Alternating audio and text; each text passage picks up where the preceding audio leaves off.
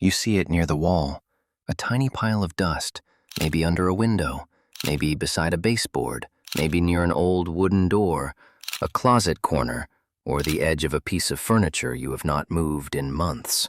It does not move, it does not smell, it does not make noise.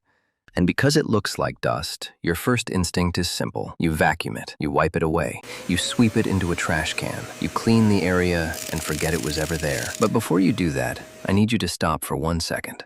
Because that may not be dust at all. That pile is not the mess. It may be the message. It may be one of the only visible signs that something inside the wood of your home has already been feeding there, quietly, invisibly, for a very long time. And the moment you vacuum it up, you may be erasing the clue that tells you exactly where the problem is coming from. That little pile may have fallen from a hole so small you would never notice it unless you were looking for it. A hole made from the inside, behind that baseboard, behind that trim, inside that window frame, or inside the wooden furniture sitting against your wall. There may be a hidden chamber full of insects that almost never come out where you can see them. They do not need to walk across your kitchen counter. They do not need to crawl over your floor. They can stay inside the wood, eating in the dark, while the outside still looks completely normal. No cracks big enough to scare you, no dramatic collapse, no obvious swarm. Just a tiny pile of what looks like dust, and that is why most people miss it. Today, we are going to talk about what these strange little piles actually are, why they appear in such specific places, what kind of insect leaves them behind, and why something that looks harmless on the floor can sometimes be one of the earliest warnings that your home is being eaten from the inside out. Let's start with the dust itself, because the first thing most people misunderstand is what they are actually looking at. What you are looking at is almost never household dust. Household dust is soft, uneven, made of skin cells and fabric fibers, and it settles everywhere at once. A thin, even film across every surface in a room. It does not gather itself into one small, precise cone, in one exact spot beside a wall and nowhere else. Dust does not choose a location. This did. If you looked closely, and almost nobody ever does, you would notice something strange about it. It is not soft. It does not puff apart when you touch it. Each individual piece is small, hard, and oddly uniform, almost like a grain of coarse sand or a fleck of ground pepper.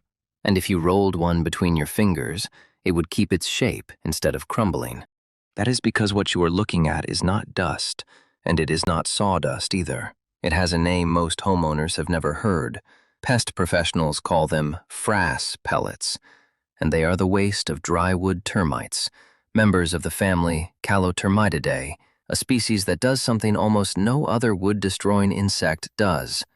It does not leave its waste scattered inside the tunnels where it feeds. It physically carries each pellet to a small opening, pushes it out, and lets it fall, one at a time, keeping the space it lives in clean. Termites, it turns out, are remarkably tidy. This single fact already tells you something most people never stop to consider. That pile on your floor did not happen by accident. And it did not happen all at once. Every pellet in that small mound represents a separate, deliberate trip made by an insect working inside wood you cannot see, clearing waste out of a space it intends to keep living in for a long time. And here's the detail that changes how you should think about that pile entirely. By the time pellets appear on your floor, the colony responsible for them has usually been established for years, not days. Drywood termite colonies grow slowly at first, hidden completely inside the wood, and it can take a long time before the colony produces enough waste to need an exit hole at all. The hole itself, when you find it, is barely the width of a pinhead. You will likely never see it without looking for it directly. What you see instead is only the evidence falling beneath it. Now, here's the question almost nobody asks. Why is it here? Not in the yard, not near the foundation, not anywhere close to soil, beside a wall, inside a window frame, inside a piece of furniture sitting in the middle of a room with no connection to the ground at all. This is the part that surprises most people most. Unlike the termites most of us picture, the kind that build mud tunnels crawling up a foundation from the soil below, drywood termites do not need the ground at all. They do not travel up from underneath your home. They can fly directly into a structure as winged swarmers, Find a small crack or seam in dry, untreated wood, and begin an entire colony that will never once need to touch soil for its entire existence. Your window frame is enough. Your baseboard is enough. A leg of an antique cabinet is enough. In a very real sense, the wood inside your home is not just where this colony lives. For this particular species, it is the entire world. And once it is established, it does not stay small. A colony can expand for years inside a single piece of structural lumber, and in many documented cases, a home ends up housing more than one separate colony at the same time, each one independent, each one slowly working through a different section of wood without any connection to the others. One pile of pellets beneath one baseboard does not necessarily mean one colony in one spot. It may mean the first visible sign of several. This is also where the danger becomes structural rather than cosmetic. Termites do not eat wood from the outside in, the way damage from weather or rot usually shows itself. They eat from the inside out, hollowing a beam, a sill, or a frame, while leaving the outer surface looking completely intact. Pest inspectors describe tapping suspected wood and listening for a hollow, papery sound, because by the time the damage is visible from outside, the interior may already be a fraction of what it once was. The wood holding up part of your home can be quietly losing its strength for years, while everything you can see tells you nothing is wrong. And they are doing all of this without ever needing to see any of it. Most termite workers are functionally blind, navigating entirely through pheromone trails and vibrations felt through their antennae. The colony does not need eyes to know where the wood has thinned, where moisture has gathered, or where the next tunnel should be carved. It reads your wall the way you might read in total darkness, by touch alone, and it has been reading it for longer than you have lived there. And this threat is not new, and it is not rare. In fact, one of the most destructive termite species in North America has a name, the Formosan termite, and its history is something very few people know. Toward the end of the Second World War, military cargo ships returning from the Pacific carried something back with them that nobody intended to bring home. Formosan termites, native to East Asia, arrived hidden inside wood crates and packing material on ships docking in port cities like Charleston and New Orleans.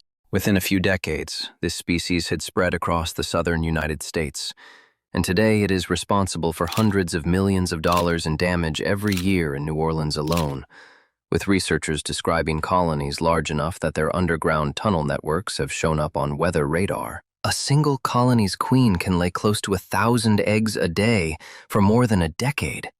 This was never a distant problem confined to a textbook.